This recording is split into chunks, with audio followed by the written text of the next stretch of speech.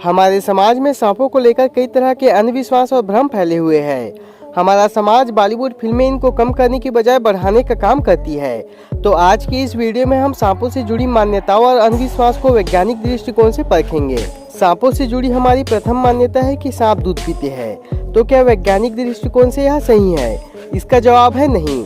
जीव विज्ञान के अनुसार सांप पूरी तरह से मांसाहारी जीव है। ये मेंढक, चूहा, पक्षियों के अंडे व अन्य छोटे छोटे जीव को खाकर अपना पेट भरते हैं। दूध इनका प्राकृतिक आहार नहीं है।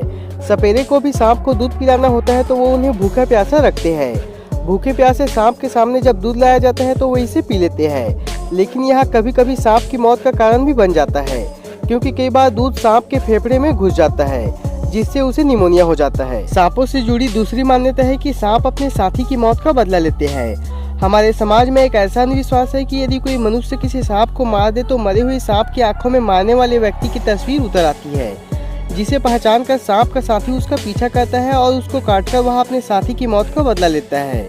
यह सांपों से जुड़ा एक ऐसा अंधविश्वास है जिसका हमारे यहाँ कहानियों और फिल्मों में जमकर इस्तेमाल हुआ है। लेकिन यदि हम वैज्ञानिक दृष्टिकोण से बात करें तो इसमें तनिक मात्र भी सच्चाई नहीं है। सांप अल्प बुद्धि वाले जीव होते हैं। इनका मस्तिष्क इतना विकसित नहीं होता कि ये किसी घटनाक्रम को याद रख सके और उसका बदला ले। सांपों से जुड़ी तीसरी मान्यता है कि सांप बीन की धुन सुनकर नाचते हैं। खेल दिखाने वाले कुछ लोग सांप को अपनी बीन की धुन पर नचाने का दावा करते हैं, जबकि ये पूरी तरह अंधविश्वास है, क्योंकि सांप के कान नहीं होते हैं। बीन की धुन पर नचाने का मामला सांपों की देखने और सुनने की क्षमताओं से जुड़ा है।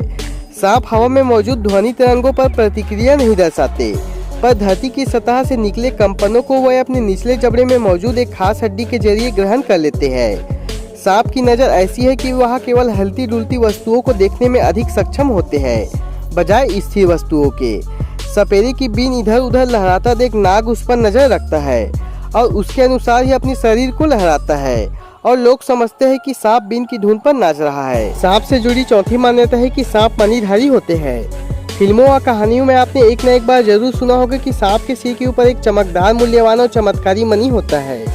ये मणि यदि किसी इंसान को मिल जाए तो उसकी किस्मत चमक जाती है। जीव विज्ञान के अनुसार यह मान्यता भी पूरी तरह से अंधविश्वास है, क्योंकि दुनिया में अभी तक 3000 से भी ज्यादा प्रजातियों के करोड़ों सांप पकड़े जा चुके हैं, लेकिन किसी के पास भी इस प्रकार की कोई मणि नहीं मिली है। तमिलनाडु की इरुला जनजाति के लोग सांप को पकड़ने में माहिर होते हैं।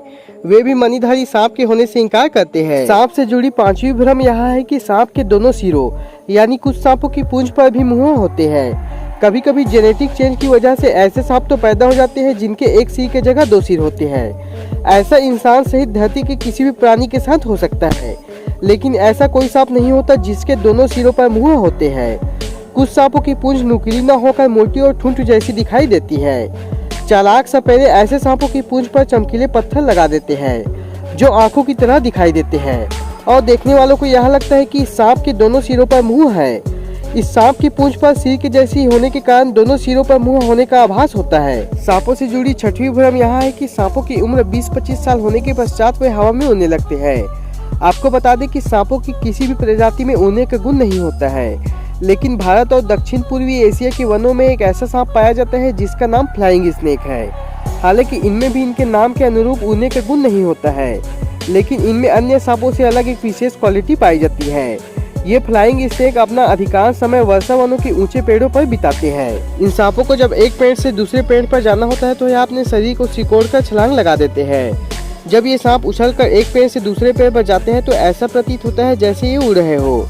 हालांकि इस तरह से यह 100 मीटर तक की दूरी तय कर लेते हैं। सांपों से जुड़ी सातवीं और बहुप्रचलित मान्यता जिसका हमारी फिल्मों में जमकर प्रयोग हुआ है वो यह है कि सांप इच्छाधारी होते हैं, यानी वे अपनी इच्छाओं के अनुसार अपना रूप बदल लेते हैं और कभी कभी ये मनुष्यों का रूप धारण कर लेते हैं। ये भी मान्यता विज्ञान के अनुसार पूरी तरह गलत है। विज्ञान के अनुसार इच्छाधारी नाग मनुष्यों का अंधविश्वास और कोरी कल्पना है। तो आज की इस वीडियो में बस इतना ही। वीडियो अच्छी लगी हो तो वीडियो को लाइक करके चैनल को सब्सक्राइब जरूर करें। वीडियो देखने के लिए धन्यवाद।